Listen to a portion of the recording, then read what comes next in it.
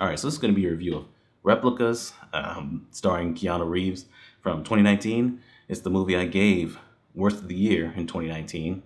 Um, I remember walking into it, I'm pretty sure blind. I think I just wanted to get a review out. Keanu Reeves is in it. And I was shocked at how bad it was. I don't think I knew what the Rotten Tomato score was, and Metacritic, and all that. And it's really low on both of those. But yeah, I went in and I was like, wow, even for January, this is pretty bad, especially one aspect of it. We'll get back to that. So, it's directed by Jeffrey Nachmanoff, and it starts off with Bill Foster, played by Keanu Reeves. He's doing some kind of experiment. He works for some biomedical company, and they're trying to put, I guess, veterans' consciousness in a robot or something. Dead veterans, before their consciousness is completely gone, they're trying to put them into a robot body, and they do that. And they talk a bunch of like technological jargon or whatever while they're doing it. And he has like this visor that does this VR stuff. I don't know if any of the terminology they're using is making any actual sense in real world, but whatever, it's out there. I wouldn't be surprised if it doesn't. They are able to put the consciousness into the robot, and the robot loses it and starts ripping himself apart. And immediately I'm thinking, okay, it's probably because you put the consciousness of a human into a robot body, so he's losing it. And that was obviously the case, but it turns into a whole thing later on where Bill Foster can't figure out what's going on, what's going wrong with it. He can't figure out why that's happening. It seems pretty obvious to me as I'm watching it, but whatever. After the failure of the experiment, he talks to what I guess is his boss, Jones, played by John Ortiz. He's like, "Hey, man, we got to get this right, or we have like one more test, and if we don't do that, then they'll pull our funding or they'll scrap the project, and I guess Bill's gonna potentially lose his job, things like that." So he goes home. Him and his family are about to go on a trip, and he has this conversation with his wife Mona, played by Alice Eve, about the morality of taking these dead people's consciousness, putting a robot and things like that. I think these people signed off on this too. I think they said something about that, but whatever. They get into it. It's a very forced conflict. And so they go on their trip, and then they end up getting into probably the most ridiculous car crash I've ever seen. It's raining, and they almost hit a truck head on, and then the tree branch comes out, stabs the wife, and then he drives off into a lake. And his kids are just immediately dead too. So his whole family's dead. And so he calls up his coworker slash friend, Ed, played by Thomas Middleditch, and he's going to help him to clone his family. Now, clones have not come up at all in the movie up to this point, but we're dealing with clones now. So they take a bunch of equipment, millions of dollars worth of equipment, and they take it and they put it in his basement, and he ends up using it for 17 days. I believe it was 17 days to clone his family. And he's able to, I guess, use their equipment to put their consciousness and their memories into drives so that he can then put them into the clone body, so it'll be like they're just living like normal. Uh, and he does it so easily. We'll get back to that. But he does this. He pulls it off. He wakes up there, in the kitchen eating breakfast, and the wife goes for a jog, things like that. So everything seems all right, right? He did this impossible thing, and it was successful. He has his family back, but pretty much that whole company is secretly evil, and they want those clones back. So positives. I don't have that many. I think it's shot okay. There's some kind of like goofy angles and things with like the villain and like the evil corporation thing that's going on towards the end and all that, but it's shot better than I thought it would be. It looks better than I thought it would look, for like a movie that's as bad as it is. It looks all right, like lighting wise and things like that. It's decent. And then the one effective scene in this, the one and only one, is he cracks the whole thing, cloning his family and their consciousness, making it to where they don't go crazy like the people when they get put in the robots, and all that. And it's nighttime. He does all he needs to do, and he wakes up the next morning, and you don't know. It's very tense. It's like, okay, well, what's gonna happen? Because he goes to their rooms and they're not there, And so he just goes out into his kitchen, and they're eating food and doing whatever, and being normal. And I thought that was a well done scene. Right? There's some really good tension there to figure out like, oh shit, what's going on. So yeah, I thought that was actually done well. This movie's all over the place. It really is. We start off with the whole dumb thing with the veterans and the robots and all that nonsense, and then we go to him, meeting up with his family and all that. And there's barely that much time to develop him and his family. He has two daughters and one son. There's barely that much time to develop them or his relationship with his wife, Mona. So when he gets into this car accident and miraculously he's completely okay and they're dead, for him to lay them out and right there on the site decide, I'm going to clone them, even though cloning has not been a thing in the movie up to this point. They don't even know that they can do it. I think they'd only really cloned animals at that company up to that point. It's kind of nonsense, and it doesn't feel like I don't think him and his family was developed enough for me to really get that this guy would go this far to bring them back when he has to do all this. I mean, what they're doing is horrible, and he does it without even thinking. And then on top of that, Ed, Thomas Middleditch's character, comes up and, your friend just called you and told you to come to some lake, and you go there and his family is laid out dead. And he's like, yeah, give me that, because he's going to try to clone them. And his reaction is just not the way it should be. He's not reacting like he should be. He should be freaking out, right? And he should be like, no, I'm not doing any of this.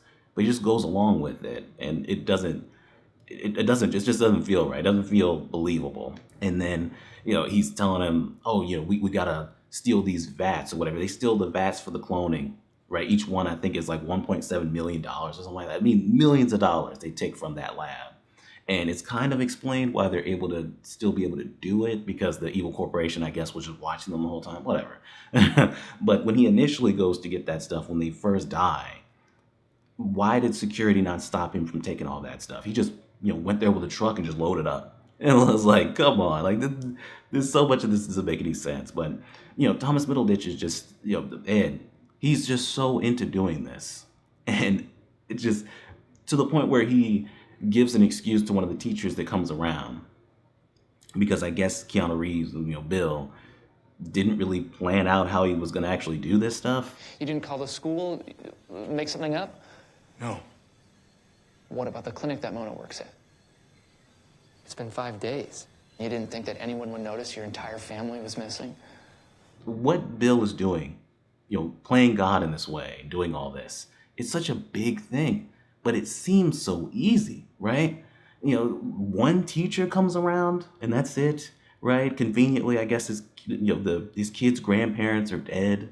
It's like, I guess both sets of the grandparents are dead. Like more people would be asking about these kids, but all he has to do, his wife's not showing up for work. All he has to do is he texts a few people, like his oldest daughter's boyfriend and friend and things like that. I think eventually he says that the kids are homeschooled, so I guess that takes care of that. But the wife still isn't showing up to work for this amount of time. It's like there would be more to have to do for this, but he just does it. At one point, I guess for the VATS, he realizes he needs a backup generator because they need to be on all the time, and he doesn't have one. It's 2 a.m. This was the same night. So he grabs a wrench and he goes and steals all the batteries from the cars on the block. Every car battery on the block. And I guess nobody's cars went off. I guess nobody happened to be coming home late, like really late. Nobody happened to like look out the window because they were staying up kind of late. I guess he was just able to do this. And the police come around asking him about it, and he seems real suspicious, but they don't do anything. Somebody stole the batteries out of every car on the block. How odd.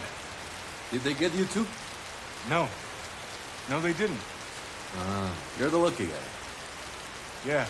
He's the one person on the block whose car battery wasn't stolen. The one person. Like, come on, this is obviously suspicious and there needs to be investigation, but I guess not, according to the police. It seems so easy. 17 days, he does this thing, this impossible thing that even his company hadn't figured out. Even, I think maybe they'd done it with animals, maybe they hadn't even done that, and he's just able to do it. And it just seems so easy, right? The biggest question that he has is about the whole thing about the veterans flipping out and, tearing themselves apart because they're robots. It's like, well, yeah, obviously that's why they were doing that. I thought that from the minute that happened in the beginning. That's the main thing he has to figure out. And when they wake up, things are obviously suspicious. They seem to have an idea of a perception of time. Like, she says, "I just bought that milk a couple days ago," and things like that. So they know what when it's supposed to be. There was this whole thing about he didn't want to age them too much. They had to be exactly the age that they were supposed to be, and things like that. So be like they never died. They clearly know, what day it's supposed to be and things like that. They clearly remember the trip and all that. I didn't even mention he had to wipe his youngest daughter, the memory of her from their minds, even though they clearly still are starting to remember her, because he didn't have enough VATS for her. And it's like, yeah, that's a pretty big deal that a member of your family is just going to be gone going forward. But once again, not that big of a deal, not that much, right? One teacher comes by earlier when he's cloning them and things like that. It just, all of it seems just way too easy. The wife goes out to jog and she feels something going on. She feels a little bit different, but that never really comes back again until she's starting to really question things later on. Why she doesn't remember the trip and things like that. It all just feels so easy. She walks in on him because he's still trying to like tweak things in their memory, and she catches him, the wife, and he explains things to her, and I guess she doesn't believe him at first, but she does believe him eventually, and her reaction is, "I'm dead. Your husband just told you that you died, and he spent 17 days cloning you and your family." Right? Eventually, he even reveals that he erased the youngest daughter from their memory and all that. And that's your reaction? It's like she's bad. Like the acting is bad throughout this movie. Keanu Reeves is bad. Like the line delivery is just really bad all throughout. But especially with Alice Eve, because you see that after she's been cloned, that she's not reacting like she should be and things like that, or her acting isn't great. But even before she gets cloned, like from the beginning of the movie, she's bad already. Her line delivery is so unnatural. She's terrible in this. It spoke, Mona. 345, the test subject. It actually spoke. It spoke? If it could speak, then it could feel. Not even just her. You have the whole thing where John Ortiz reveals that that the clones are their property, pretty much the property of that company, and the company is actually evil or whatever is going on there. And he goes to meet him at his house to tell him about it. And his dialogue is really bad, and his performance is really bad too. Imagine the best pilot put into 1,000 individual drones. The mind of a hacker loaded into the virus. Do you have any idea how much that's worth?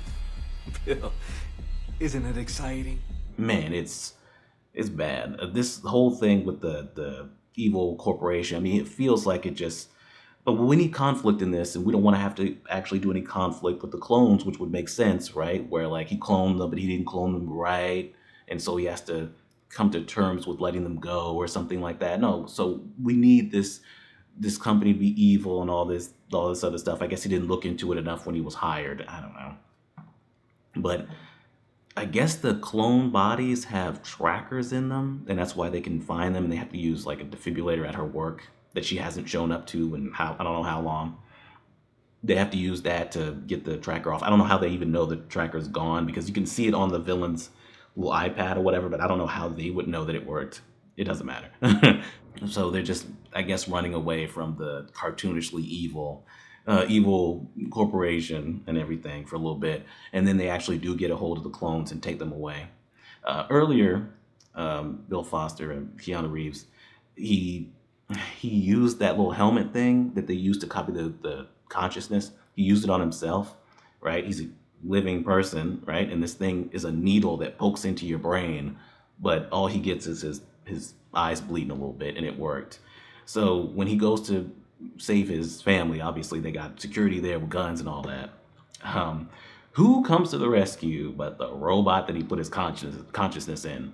And he's like, "Get away from my family," or whatever. And you see this terrible robot. I've been saving this until now. This is something I haven't been able to get out of my head since I first saw the movie, is just how fucking awful that robot looks. I mean, when he runs in and he's like hitting the people and things like, it's so cartoonish. I mean, you would be laughing at this if you saw it on the Sci-Fi Channel. It is really, really embarrassingly bad, and it is so funny. Like when I first saw this, I hated it. I was hating it. And the one moment that like I was like, okay, this is so bad, I kind of have to laugh at it, was that robot. I mean, I don't know how. I mean, imagine seeing that in the theater in 2019. I mean, it blew me away. And so he comes in, he hits them and things like that. We get this ridiculous little negotiation with them where the robot's they kill John Ortiz's character and then they're gonna bring him back to life. And I guess the robot and him are gonna work together to clone more people for money, and that they're gonna have another business from it.